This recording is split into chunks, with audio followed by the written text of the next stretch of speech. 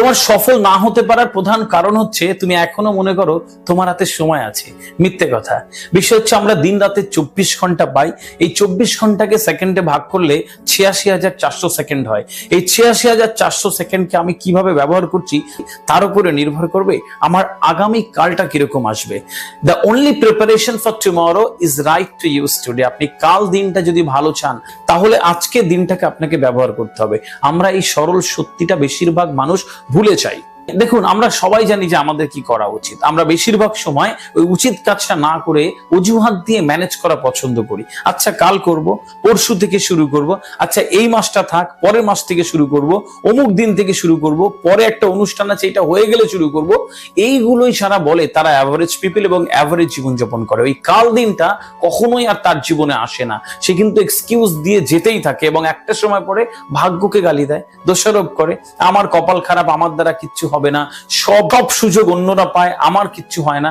আসলে কি তাই? আমরা কোথাও গিয়ে আমাদের নিজেদের জায়গাটা কি নষ্ট করছি না? যে ছেলেটা এবার ভালো করে পড়াশোনা না করে কম্পিটিটিভ এক্সামে বসতে গেল, সে ফাঁকে দিয়েছে, বন্ধুদের সাথে গল্প করেছে, আড্ডা মেরেছে, ঘুরতে গেছে, তারপর সে পরীক্ষা এলো, চাকরির পরীক্ষা, সে ঠিকঠাক ভাবে পড়াশোনা না করেই পরীক্ষা দিতে গেল। এখন প্রশ্ন হচ্ছে সে কাকে ফাঁকি দিল? সে কাকে ফাঁকি দিয়েছে? কাকে চিট করছে? সে আসলে আদতে নিজেকে চিট করছে। আমরা আসলে বিষয়গুলো বুঝতে পারি না। সুতরাং সময় এমন একটা জিনিস যে সময়টাকে ব্যবহার করতে হয়, নলে একটা সময় আসবে যখন সময় আমাদেরকে ব্যবহার করে এবং তার পরিণাম কিন্তু অনেক ভয়ঙ্কর হয়। বুদ্ধিমান মানুষরা সময়কে ব্যবহার করে, কারণ একটা কথা রয়েছে হিন্দিতে, বিতে হুয়ে পল কভি বাপস নেই আতি। চলে যাওয়ার সময় কিন্তু ফেরে না। সুতরাং সময় যখন আছে, আপনি যেভাবে যেখান থেকে আছেন সেখান থেকে যেভাবে পারবেন শুরু করে দিন, কারণ শুরু করলেই কিন্তু শেষ হয়। একটা সুন্দর কথা আছে যে জীবনের একটি সুন্দর সত্যি হচ্ছে, জীবন এমন একটা জিনিস যখন খুশি, যেখান থেকে খুশি, যেভাবে খুশি শুরু করা যায়। আপনি যদি ভেবে নেন আপনি এখন জীবন শুরু করে দিলেন, ব্যাস আপনার জীবন শুরু হয়ে গেল। সুতরাং এই মেন্টালিটি নিজের মধ্যে তৈরি করতে হবে। এই 86,400 সেকেন্ডকে কিন্তু তৈরি করতে হবে। আপনি যে কাজটা করতে যাচ্ছেন, একই কাজ আপনার সাথে 1 লাখ জন করতে যাচ্ছে, আপনি কেন সুযোগ পাবেন?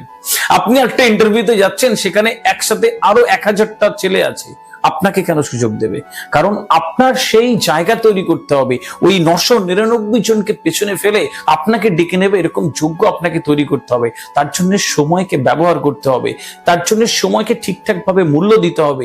এটুকু যদি না করি তাহলে সাকসেস আসে না, তাহলে সাকসেস আসবে না। আমাদের সামনে আমরা যে সমস্ত সফল মানুষকে দেখি, আমরা তাদের লাইফস্টাইলকে দেখি, তাদের বাইরের চলাচলকে দেখি, তাদের বাইরের সে সমস্ত আচরণকে দেখি, তাদের পোশাক আশাক দেখি, তাদের সুন্দর ঝলমলে জীবন দেখি। তার বাইরে তাদের পেছনে যে কি পরিমাণ অমানসিক কষ্ট করতে হয়, কত পরিশ্রম করতে হয়, একটা সুন্দর দিন পাওয়ার জন্য তারা কতকাল পরিশ্রম করে গেছে, এগুলো আমরা কখনো ফিল করতে পারি না। আমরা মনে হয় সব এমনি এমনি হয়ে যায়, হাওয়ায় হয়ে গেছে। আসলে এমনি এমনি কিছু হয়ে যায় না, হাওয়ায়ও কিছু হয় না। আপনাকে পরিশ্রম করতে হবে। সাফল্যের প্রধান শর্তই হচ্ছে একটা বিরাট আদা জল খেয়ে জেদ আর একটা পরিশ্রম। এই দুটো যদি থাকে তাহলে আর কিচ্ছু লাগে না। আমার মনে হয় এইটুকু বিশ্বাস নিজের মধ্যে আনার প্রয়োজন যে yes I can, and if you think you can, you can. Thank you so much. ভালো থাকবেন।